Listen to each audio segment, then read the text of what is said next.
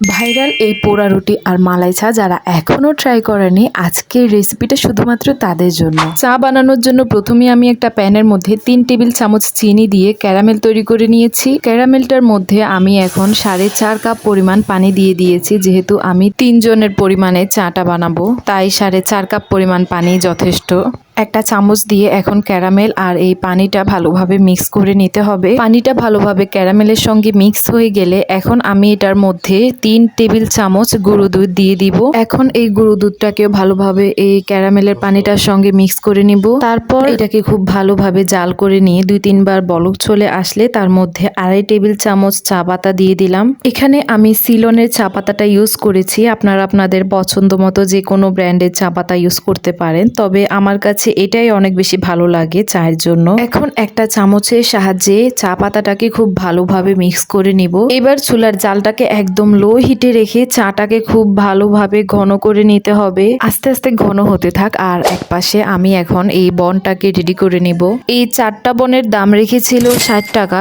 এখন প্যাকেট থেকে একটা প্লেটের মধ্যে এই বনগুলোকে নিয়ে নিলাম। নর্মালি এই বনগুলোর উপরে কনডেন্স মিল্ক ইউজ করা হয়, তবে আমার বাসায় কনডেন্স মিল্ক ছিল না বলে আমি হোয়াইট চকলেট মেল্ট করে এই বনগুলোর উপর ব্রাশ করে দিয়েছি। এটার টেস্ট কিন্তু কনডেন্স মিল্কের চেয়েও অনেক মজার। হোয়াইট চকলেটটা দিলে এটার উপরে আর এক্সট্রা করে কোনো চিনি ব্যবহার করা লাগবে না, কারণ এটা এমনিতেই অনেক বেশি মিষ্টি। এখন মালাইটা তৈরি করার জন্য আমি একটা ফাঁকিবাজি ট্রিক্স ব্যবহার করব। দেখুন, এটা শুধু তারাই ব্যবহার করবেন যারা এক্সট্রা করে কোনো মালাই চায়ের মধ্যে দেওয়ার জন্য রাখেননি। এখানে মেল্ট করা হোয়াইট চকলেট একটু বেঁচে গিয়েছিল, তো তার মধ্যে আমি গুঁড়ো দুধ দিয়ে দিলাম আর অল্প করে একটু চাও দিলাম। এই সবগুলোকে একসঙ্গে ভালোভাবে মিক্স করে আমি পুরো চাটার মধ্যে এখন দিয়ে দিব।